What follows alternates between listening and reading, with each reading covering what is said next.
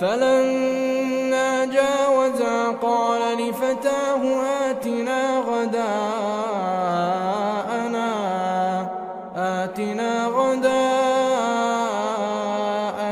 لقد لقينا من سفرنا هذا نصبا.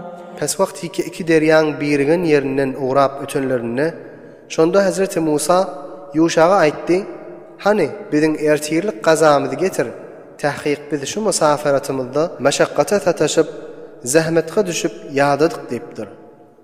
قال أرأيت إذ أوينا إلى الصخرة فإني نسيت الحوت وما أنسانيه إلا الشيطان أن أذكره واتخذ سبيله في البحر عجبا.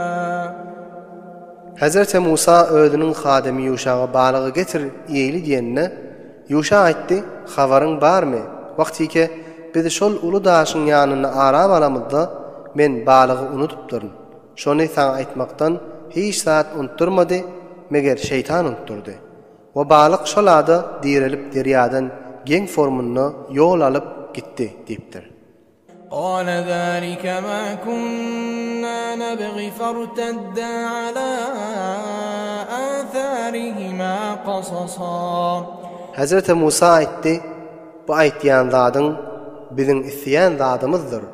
Bu zat maksadı yetmenin nişanatıdır deyip, her ikisi gelen yollarından izlerine gittiler, gelen yerlerinden dikkatlap. فوجدا عبدا من عبادنا آتيناه رحمة من عندنا وعلمناه من لدنا علما. Şol balığı ondan yerlerinde, şol ada bizim bendelerimizden bir bendeni taptılar ki biz şol bendege öz yanımızdan rahmet beripdik ve öz yanımızdan ilim ta'lim beripdik. قال له موسى هل أتبعك على أن تعلمني مما علمت رشدا. Hazreti Musa Hazreti Hızır'a aytdi, aya men sana tabi bolayın mı? Şu şart bilen ki sen bana talim ber, sen özüne talim berilen ilimdan ve hidayettan. قال إنك لن تستطيع معي صبرا. Hazreti Hızır aleyhisselam aytdi, tahqiq sen men bilen sabretmeyi başarmarsan. وكيف تصبر على ما لم تحط به خبرا. Ve necre sabretip bilersin haqiqatını bilmeyen zadına deyipdir. قال ستجدني إن شاء الله صابرا ولا أعصي لك أمرا. Hazreti Musa aytdi, İnşaallah sen meni sabırlı tafarsın ve hiç bir zatda ve hukmunda hilaf etmerin ve hiç bir işinde sana itiraz etmerin dedi. قال فإن اتبعتني فلا تسألني عن شيء حتى أحدث لك منه ذكرا. Hazreti Hızır aytdi, pes eger sen bana tabi bolup men sohbetimde bolmalı bolsan, pes hiç zatdan sual etme, ta men özüm şonu sana beyan etýänçem. فانطلقا حتى إذا ركبا في السفينة خرقها قال أخرقتها لتغرق أهلها لقد جئت شيئا إمرا.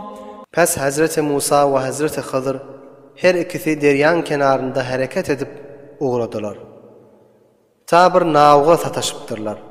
Navga minip maksadına baranlarından son Hazreti Hızır navını deşiyar. Şol vaqt Hazreti Musa etiraz etipdir ve aytipdir, aya navını deşiyanmi?